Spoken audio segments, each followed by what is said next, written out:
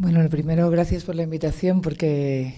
aunque no dijese más que esto que voy a decir, que gracias, ya me iría llena de dibujitos y de ideas y me han hecho pensar mucho desde que me dijeron que participas en esta mesa y he seguido pensando mucho mientras estáis hablando y ahora lo difícil es elegir cómo ordenar estos pensamientos. Bueno, no sé por qué han propuesto que yo sería la parte concreta, pero estoy parcialmente de acuerdo con Antonio en que todavía no hay mucho que contar en el terreno de lo concreto, todavía no hay muchos ejemplos de cooperativas ligadas al arte, especialmente entendido como las artes, dentro del ámbito de las artes escénicas. Entonces, me gustaría, antes de hacer algunas preguntas, por supuesto, esto va de preguntas, algunas preguntas llave o algunas preguntas herramienta que nos ayuden a pensar en algunos tipos de cooperativa que podrían ser posibles. Me gustaría hacer una pregunta incómoda y más general que ni yo voy a responder ni espero que vosotros estéis en disposición de responder en un instante, sino que son esas preguntas que hay que hacerse durante mucho tiempo, que tiene que ver con el arte en sí y con el papel del arte en la sociedad y en una sociedad tanto mercantilizada como incluso en una sociedad desmercantilizada. ¿Qué valor se le da al arte y por tanto de esos barros, esos lodos o de esos conceptos, esas remuneraciones o esos respetos o esos reconocimientos a quien hace esa labor? Es decir, si en una sociedad el arte, para empezar, no está valorado como una parte consustancial de la construcción de un ser humano, después, cuando vamos a pensar en cómo se remunera a las personas que eligen dedicar su vida a eso, pues claro, no salen las cuentas por ninguna parte. Esas personas pues que vivan del aire o de cuando triunfen, como se hacía históricamente en la música, que es mucho más gráfico, ¿no? Pues cuando triunfes ya serás rico, tendrás una mansión y te reirás de todos y mientras tanto que te mueres de asco. Entonces, poniendo este ejemplo tan burdo, vuelvo al otro que me parecía mucho más importante, que es qué papel pensamos que tiene el arte o el hecho artístico o la experiencia artística en la construcción del ser humano. Y a partir de ahí, sin desmerecer, o sea, a mí lo que también me hace sentir muy incómoda, yo no soy artista en el sentido clásico del término. Alguien me hizo un regalo hace mucho tiempo, dijo que era un artista social y todavía estoy intentando averiguar a qué se refería, pero no trabajo con ninguna materia plástica, ni tampoco mi cuerpo es la materia plástica. Entonces no hablo desde como vuestras experiencias, pero sí entiendo que para mí es incómodo cuando nos ponemos en el lado extremo desde la gente que sí practica el arte o que sí vive del arte y en un ejemplo reivindicativo contrapuesto a este ninguneo sistemático que se hace desde la sociedad mercantilizada del papel del arte, entonces nos vamos al otro extremo y es que el arte lo es todo, todo vale y yo soy artista y págame. O sea, yo creo que tenemos que hacer un ejercicio, esto que planteaba Alberto, de hay que hacer una reflexión colectiva. Es muy interesante dentro de las artes escénicas, más interesante aún dentro de las artes, porque al fin y al cabo las artes escénicas todavía entran dentro de un sector donde se puede llegar a ver el producto, y si se puede llegar a ver el producto, se puede llegar a entender en alguna fase del proceso por qué estoy pagando, a cambio de qué estoy pagando. Pero hay otro tipo de expresiones artísticas donde pagar incluso es raro, donde no está claro exactamente a cambio de qué estamos ofreciendo dinero o deberíamos recibir dinero. Ahí es todavía más complejo y esa pregunta es como para, digamos que si estamos ahora en Parulitos, pues cuando lleguemos a COU, cuando nos licenciemos, estaremos preparados para responder a las artes menos plásticas o menos escénicas,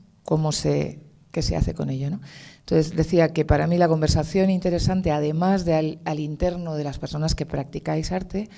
es entre las personas que nos morimos sin arte, que en mi opinión somos todas, pero eso está por discutir, todo el mundo tiene opinión al respecto y habría que sentarse y escuchar la opinión de todos, los mayores, los pequeños, los que practican arte, los que no, los que trabajan en fábrica y los que respiran amianto, los y las, los que limpian las salas en las que nos expresamos. O sea, ¿qué opinamos todos y todas sobre qué pasa si se muere el arte? Que es una buena manera, cuando es difícil de definir algo, a veces es una buena manera de decir, vamos a quitarlo. Pero renuncia ahora mismo, hagamos una experiencia de renuncia completa y total, un blackout de arte, a ver qué pasa. A partir de ahí la conversación se vuelve mucho más interesante, porque realmente habría más gente dispuesta a pensar que sin arte no hay construcción de persona, de ciudadanía ni de sociedad. Pero eso tiene que llegar a ser un consenso para que después, cuando lleguemos a repartir los cuartos, como diría mi abuelo, los euros, haya que no se nos olvide esto que acabamos de reflexionar, porque después estamos siempre, como decía Antonio, mucho más dispuestos como sociedad mercantilizada a pagar por una superproducción, porque entendemos que hay mucha gente que participa, ¿no? Que hay muchos cuerpos humanos que comerán y tal, y estamos muy poco dispuestos a pagar por procesos artísticos, por educación artística, porque el teatro, el arte, la plástica y las preguntas que tienen que ver con el arte abstracto, o sea, con la pregunta que no se reproduce en una obra, estamos poco dispuestos a que entren en las escuelas, poco dispuestos a pagarlo, a que entren, algunos están más dispuestos que otros, pero a pagarlo, a dotar presupuestariamente en los presupuestos generales de una comunidad, de un ayuntamiento, de un centro o de un Estado, no se suele tener eso en cuenta. Entonces, la primera dificultad que tenemos es conceptual, y no solo conceptual porque no nos hayamos sentado a reflexionar en una reflexión suficientemente amplia, sino porque incluso cuando desde la cierta inteligencia económica, con la mejor de las intenciones, y esto sí que lo digo por mí, que he hecho bastante ejercicio de definición económica, tanto en el mundo cooperativo, sobre todo en el mundo cooperativo, como en procesos sociales que ni siquiera tienen forma cooperativa, pero necesitan existir, necesitan ser remunerados, o al menos algún ingreso para aplicar a gasto. Desde ahí, la segunda dificultad es que cuando no hay producto, cuando estamos hablando de proceso, de educación, es muy difícil pensar en cómo cuantificas la remuneración. Y esto lo ligo, y ya paro de preguntas incómodas y paso a otro tipo de preguntas más instrumentales. También es muy difícil una pregunta que aquí creía que ibas a arrancar por ahí en un momento dado, Alberto, que es algo asatisfado, ¿no? Con el tema de la calidad o el proceso es válido para todos. Todos necesitamos preguntas y procesos e intervenciones artísticas, pero tenemos que, como sociedad, financiar entre todos cualquier cosa. El mamá quiero ser artista, eso lo tiene que pagar toda la sociedad o lo tiene que pagar el público. Hay público para todos. Con todos mis respetos hacia la persona de Paco Clavel, a quien no conozco personalmente, hay público para Paco Clavel y hay público para la Fura dels Baus. Y cada público que elija. Pero para poder producir, para que se produzca el caldo de cultivo, para que se reproduzca la sensibilidad artística, tanto como público como futuros creadores en los pequeños seres humanos, eso tiene que ser a fondo perdido. Ahí no podemos elegir como público previamente si preferimos un colegio u otro, un alumno u otro. Ahí el dinero tiene que regar en medida suficiente la posibilidad de que todo eso se siembre, y luego ya pues alguna gente será ingeniero técnico aeronáutico y además hará teatro, y otra será pues ingeniera industrial y no hará teatro, pero le encantará ir y le encantará pagar, y habrá veces que vayamos a algo que no paguemos ninguno de nosotros y también estará genial que exista. Entonces, como que en realidad, cuando ya estamos dispuestos, ya pasamos de las preguntas incómodas de conceptualización social y ya entramos a dirimir por qué, a cambio de qué pagaríamos, podemos pensar ya en cosas más concretas como, por ejemplo, podría llegar a haber, o sea, desde el punto de vista de quien trabaja en el sector, podría llegar a haber cooperativas de distribución y comercialización. Nada impide que lo que ahora se hace de otra manera se haga de modo cooperativo. Nada impide que los lugares donde se exhibe artes escénicas, todas y cada una, no es obligatorio, pero nada impide que sean cooperativas. O en algunos casos sí que lo impide en condiciones concretas, pero en general podrían ser cooperativas, o se podría tender o intentar al menos que fueran cooperativas. A la hora de producir, tanto producir la obra en sí, digamos, perdonad que aquí no soy muy precisa con el lenguaje porque ya os he dicho que no me dedico exactamente a esto, pero me refiero para distinguir lo que es la producción más artística y de contenidos y lo que es la producción técnica de luces, o sea, la gente que se dedica a la parte técnica del espectáculo. En ambos casos es posible hacerlo en cooperativa, no hay nada que lo impida. En el caso de que el texto lo haya escrito una sola persona, pues a lo mejor es un poco, ¿no?, como un poco ridículo hacer una cooperativa, pero incluso los Booming, cuando escribían a varias manos, cada uno de ellos habrá escrito sus textos independientes, pero se puede escribir a varias manos y se puede hacer en cooperativa, seas o no legalizado como cooperativa. Luego hay una parte que es la que mencionabais de diferentes maneras los dos, que es que existe una expresión artística, escénica, que no está dirigida a un público que se sienta en una sala durante un rato, sino que va dirigida o a la intervención social o, por ejemplo, en cárceles, por ejemplo, en un barrio. Sabéis que en muchas tribus de África, no me preguntéis cuál es, porque solo lo he visto, pero no sabría mencionaros exactamente cuál, pero sé que digo la verdad. Se dirimen muchos conflictos comunitarios a través de una especie de escenificación teatral donde se permiten cosas, como en el carnaval, que no se permitirían porque sería un irrespeto de la jerarquía de la tribu, pero en ese momento escénico, en ese momento de juego de roles, se permite sacar cosas incomodísimas. Entonces, aquí el teatro juega una función casi de salud social, pero no es un tema de pagar la entrada. Aquí no estamos hablando de quién lo remunera, es una intervención social en pura regla y el que dinamice esa sesión sería una especie de hombre o mujer medicina de la tribu o del colectivo o de la comunidad, y es una persona que se dedica a las artes escénicas, pero no tiene una compañía, no tiene una productora, no tiene una sala de exhibición. Entonces, cuando ya nos bajamos a lo concreto, realmente decía que estas preguntas eran más instrumentales, ¿no? Y puede ser, ¿por qué no?, una cooperativa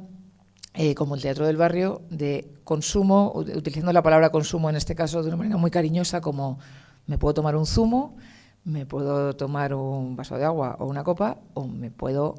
no sé cómo usar, no sé si a alguien se le ocurre en la sala después cómo traducir la palabra consumo en este caso, ¿no? Pero es como, soy persona que quiere, estoy ávido de teatro, quiero que ocurra, no lo escribo, no lo practico, no hago nada, pero quiero que suceda y estoy dispuesto a pagar mi parte alícuota de hoy para que la representación de hoy y sus costes queden satisfechos, como yo voy a quedar satisfecha como espectadora. Bueno, voy a quedar como satisfecha en la presencia, y aquí volvemos al hecho de la calidad. Eso es un universo que también merece mucho la pena hablar de él. No aquí, no me quiero extender, pero merece la pena en el sentido de la profesión necesita procesos de autorregulación y de autoevaluación. Todo hecho artístico merece existir, pero si queremos jugar a ciertos juegos en el tema de la financiación, en realidad creo que esto está mejor resuelto de lo que creemos. Ahora me explico, pero a donde quería ir a parar es que algo nos guste o no nos guste, tiene que ver como mínimo con tres factores. Uno, con cómo hayamos sido educados en nuestra sensibilidad, en el contexto cultural, lo que resulte en cierta cultura o en otra ofensivo o ignoto, o hay una serie de cosas que vienen del contexto, otras que vienen de la sensibilidad personal y otras que vienen, bueno, pues de estar delante de alguien que es amateur o que todavía no lo ha trabajado mucho, sus primeros balbuceos. Bueno, hay varios factores que intervienen aquí. Solo me quiero referir a una cosa. Si alguien es ingeniero y hace mal un puente, tiene consecuencias legales. Si eres educador y se llega a demostrar que tu manera de educar, ya no digo frustra, que eso sería una falta leve, sino directamente destruye la autoestima o destruye el potencial de los seres humanos a los que estás formando, podrías tener consecuencias. Desde luego ya si físicamente haces otro tipo de cosas, no voy a entrar, pero eso ya sí que está penado, tipificado en ley, ¿no? Pero lo que me refiero es que en ciertas profesiones hay maneras muy objetivas de decir, oye, mira, te he pagado por esto, está mal hecho, o lo vuelves a hacer o tal. En el arte no, para bien y para mal. Es decir, el arte, por su propia condición y su propia naturaleza, no debe estar sometido al mismo tipo estricto de evaluaciones, pero algún tipo de evaluación tiene que haber en algunas, no en todas las expresiones, cuando éstas se presentan a ser merecedoras de fondos o públicos, o no digo que todo el arte financiado tenga que ser de la máxima calidad, pero puede ser un proceso, y si es una intervención social, si es un proceso, el hecho de poder evaluar ciertos elementos tiene sentido. Lo que intento poner de manifiesto es que cuando hablamos de remuneración o de usar fondos públicos para ciertas cosas, nos tenemos que dejar evaluar de una u otra manera, porque tiene que poderse, o sea, uno tiene derecho a expresarse artísticamente siempre sin restricción, pero cuando hablamos de remuneración, la remuneración es un contrato social, tiene que ver con una cierta objetivación de la transacción. Ahora mismo, en mi opinión, está mal hecha. En este momento pesa más la industria del espectáculo, del entretenimiento, y estamos pagando por la parte más externa de la expresión artística, por el ruido, por la parafernalia. No digo que eso no debe existir, pero tiene demasiado peso. Pero simplemente quiero poner de manifiesto que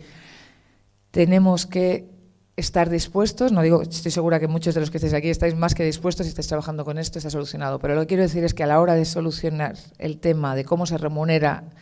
de una manera más sistemática, cotidiana y digna, tiene que haber una posibilidad de que quien paga, nada de tomatazos, no estoy hablando de eso, de que quien paga de una manera o de otra sepa que a la gente le importa la calidad, que no me lo tengo que comer todo siempre de cualquier manera. ¿Vale? Es como artista tengo derecho a todo, como artista remunerado empezamos a dialogar no solo con el público, sino con el financiador, sin que esto mercantilice el arte. Es un reto de tamaño castillo medieval. Y esto, leyendo el cuerpo de mi compañero de ahí, que tiene todo cruzado, hay que relajar. Bueno, entonces ahora vamos a decir algo más relajado.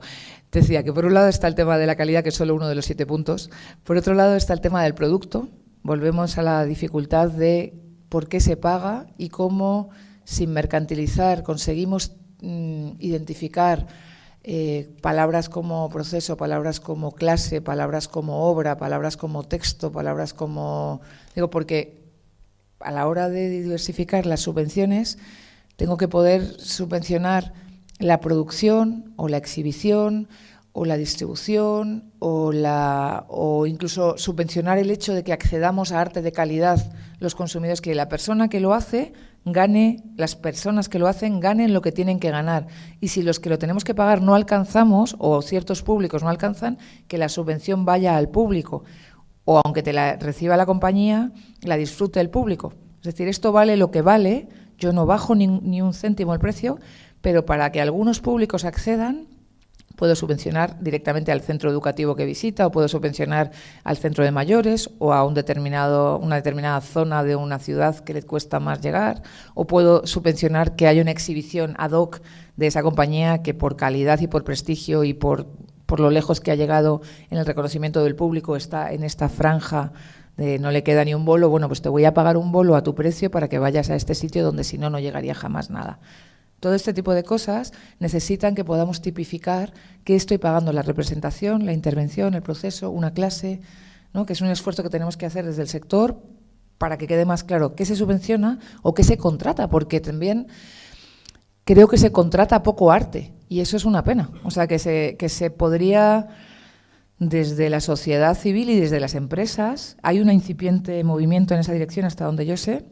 de contratar compañías teatrales, actores, profesores de teatro, profesores de artes escénicas para intervenir en procesos de conflicto, para intervenir en ideación de proyectos, para intervenir en determinados procesos, incluso en procesos de creatividad. O sea, es una de las corrientes. Y ahí, por ejemplo, es una salida donde la administración pública no pinta nada, que es como de cariño entre el sector y el sector, un sector que tiene recursos y que tiene necesidades, otro sector que tiene recursos artísticos y tiene necesidades. Esto sería una simplificación casi burda de la ley de la oferta y la demanda. A unos les sobra talento e ideas y les falta remuneración, y a otros les sobra, no es que les sobre, pero tienen excedente de presupuesto y les faltan ideas, creatividad, recursos dialécticos o recursos de gestión de la parte más emocional de un proceso, de una empresa, de un proceso comunitario. Y el teatro tiene, no solo el teatro, pero el teatro, la danza, tiene mucho que aportar ahí, porque hay muchos conflictos que se podrían resolver danzando, y no es una idea al aire. Estoy segura que alguien ya lo ha hecho en esta sala o que no está en esta sala, pero lo ha hecho. Decía, hay otro motivo para otro desde dónde mirar el tema de la cooperativización, que es la gobernanza. Y ahí hay un trabajo muy importante que hacer por parte de... Él ya ha dicho que lo ha estado viviendo, en vuestros casos también, has mencionado ejemplos, pero merece la pena a veces cooperativizar la expresión artística, porque nos obliga a un ejercicio de objetivación y de ponernos de acuerdo. El tema de la creatividad, y esto lo sabéis vosotros y vosotras mejor que yo, pone de manifiesto algo que siempre está y siempre existe, pero que nos cuesta lidiar con ello, que es la subjetividad de nuestra percepción y de nuestra expresión. Entonces, el trabajar, la cooperativa te obliga a la intersubjetividad, a buscar puentes y a buscar diálogos entre creadores, y también Cuando la cooperativa no es de estas cosas que he mencionado, sino que es una cooperativa, entre comillas, integral, o sea, que hace todo el proceso artístico, como por ejemplo en el Teatro del Barrio se dan muchas de las funciones, o sea, perdón, muchas de las actividades que hacen falta para producir en una misma cooperativa, dentro de una misma unidad económica, ¿no? Están las personas que hacen la parte técnica, las personas que hacen la gestión de la oficina, las que cortan la entrada, las que crean el texto, las que lo ponen en marcha, las que limpian, todas forman parte de la cooperativa, las que sirven las copas. Entonces, en ese caso, la subjetivación no está entre las creatividades, sino entre la importancia de la tarea de cada quien. Entonces, solamente por eso ya valdría la pena, aunque no cambiásemos nada de lo anterior, ya valdría la pena cooperativizar la actividad, porque nos obliga a ese diálogo que le estamos pidiendo a la sociedad, a hacerlo al interno de la propia profesión, porque si nos sentamos con la gente que limpia, con la gente que pone las copas, con la gente que tiene que recoger la sala, ya empieza a cambiar muchas cosas, ya no hay, digamos que divos o divas y curritos, sino que hay gente que produce arte, que produce espectáculo, que produce cultura, y es necesaria toda la red, todo el entramado de esas personas para que se produzca el hecho cultural. Y por último, porque creo que me estoy excediendo en el tiempo, hay una cuestión de resiliencia. Cuando no hay nada más que compartir que el espacio y la utillería, por así decirlo, o el espacio y 3 o 4 elementos técnicos como micrófonos o como focos, a veces merece la pena cooperativizar solo para que la miseria sea menos por el hecho de ser compartida. Es decir, en vez de que cada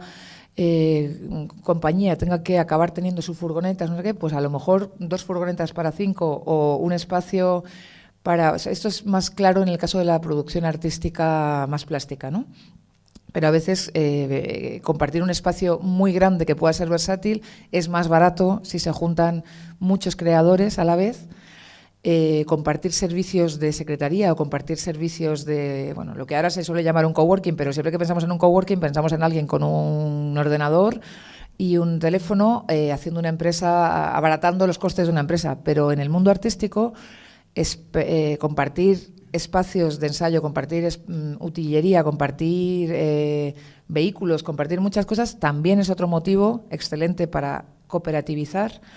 Incluso cuando artísticamente no tengas nada que ver una disciplina con la otra, una compañía con la otra, y no tengas nada más que cooperativizar que los medios de producción.